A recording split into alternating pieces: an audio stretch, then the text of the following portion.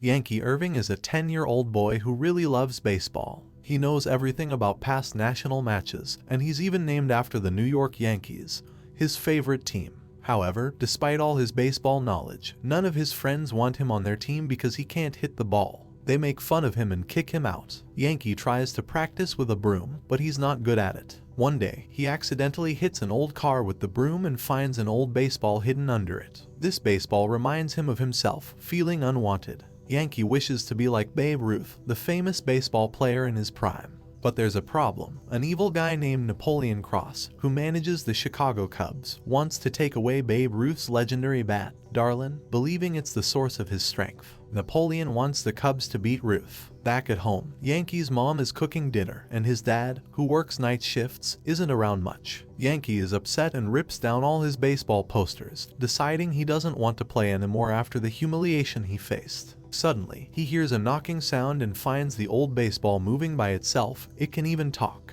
Yankee names it Screwy and washes it. However, only Yankee can hear Screwy talk. Yankee's dad works at Yankee Stadium, and he takes Yankee there sometimes. Yankee dreams of playing on the field with the pros. His dad explains that even pro teams lose sometimes, but they keep playing. He shows Yankee the locker room with memorabilia from his favorite players, like Babe Ruth. Yankee tries to touch Ruth's bat but gets stopped by a security guard. This visit reignites Yankee's love for baseball. The next day, they discover that Babe Ruth's bat has been stolen, and everyone blames Yankee's dad, who was on duty that night. The stadium management is furious and fires him, which is terrible because jobs are scarce due to an economic crisis. Yankee tells Screwy, and they suspect someone from the Chicago Cubs might be behind the theft. Yankee quickly takes out his photo collection and finds a picture of the man he encountered last night, Lefty Maginnis, the Chicago Cubs pitcher with a history of cheating. He had disguised himself as a security guard to steal Babe Ruth's bat, Darlin. Yankee is concerned about Babe Ruth losing the game without his bat and is determined to clear his father's name. Time is running out because Lefty is leaving on a Chicago-bound train very soon. Yankee grabs his bag and sneaks out of his window to catch Lefty. The train station is bustling with people, making it challenging to spot Lefty. Yankee climbs onto a luggage trolley, and after a few minutes, Screwy, his talking baseball, spots Lefty boarding the train. Yankee gets mixed up with a group of Boy Scouts and manages to sneak onto the train. He hides under a seat, searching for Lefty. After scanning the train, Yankee carefully pulls out the suitcase containing Darlin from under Lefty's seat. However, Lefty spots him, and Yankee makes a run for it. He reaches the end of the train but has no choice but to jump to another moving train. He throws the suitcase and leaps, narrowly making it to the other side. Yankee keeps running, but Lefty doesn't give up. Lefty climbs up the train, dodging various obstacles to reach Yankee. Yankee uses his wits to slide under Lefty, eluding him and returning to the Chicago-bound train. Lefty tries to pull Yankee down but fails. Lefty is defeated, but Yankee doesn't have a train ticket and ends up getting kicked off the train at the station. The ticket booth is closed, leaving the poor boy stranded. He sits down and opens the suitcase, revealing the shiny bat, Darlin, which surprisingly can also talk. Darlin yells at him to put her down, as she wants to return to her owner in Chicago. Unfortunately, she can't move on her own, and she implores Yankee for help. However, Yankee is torn between returning to New York to prove his father's innocence and assisting Darlin. Exhausted, he lies down to rest. The next morning, Lefty arrives at the station, prompting Screw to wake up Yankee. They hide behind a bench as Lefty calls Napoleon to inform him of his imminent arrival. Lefty notices the empty suitcase and rushes out to find Yankee. They both run along the tracks, but a train approaches. Yankee manages to get down in time, but Lefty is struck. As evening sets in, Yankee hasn't eaten anything when he hears an odd sound, a dog. He follows the dog to an old building where some friendly guys are staying.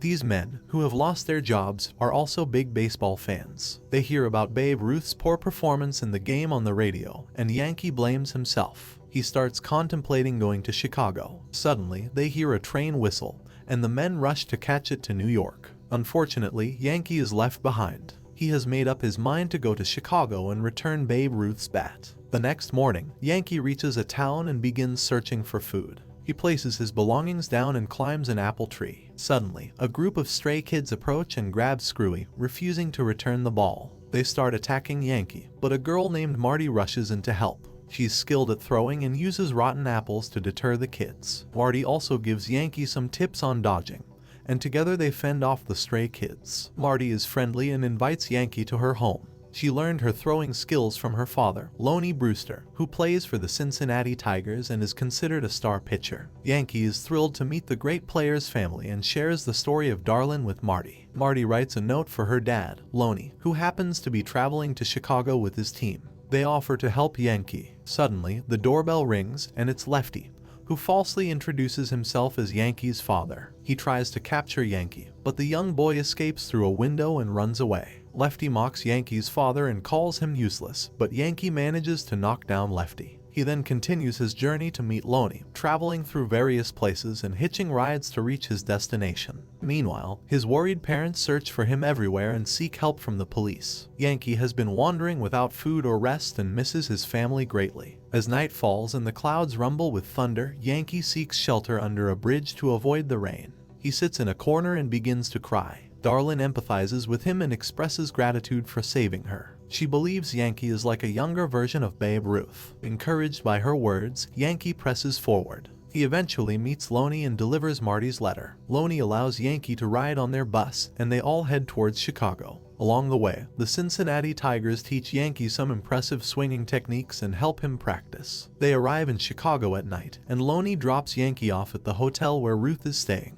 Yankee attempts to meet his idol, but Ruth is surrounded by the media and security. Nevertheless, the determined kid manages to sneak in, and Ruth greets him warmly. Unfortunately, Lefty steals Darlin once again, and Screwy retrieves her. Yankee tries to grab the bat, but Lefty escapes with it. Desperate, Yankee clings to the car, but Napoleon pulls him inside. The next morning is the final match, and Babe Ruth is struggling on the field. There's no other capable player to take his place. Meanwhile, Yankee is locked in by Napoleon, sitting in a corner and blaming himself for the situation. Screwy rolls to his side and shares his story. He wanted to be a home run ball but was thrown out of the field, ending up at the sandlot. Since then, he believed that the baseball field was a place of shattered dreams. However, Yankee picked him up and made him feel valuable. While the match may seem out of reach by now, Yankee is determined to help his father. Yankee regains his determination and uses Screwy to break a window. He hangs onto the decoration and descends to the audience area. From there, he makes a dash for the field and requests to speak with Babe Ruth. Fortunately, Ruth recognizes the young boy and agrees to listen. Yankee returns Darlin, but Ruth can't play without a hitter. The rest of the team has already given up.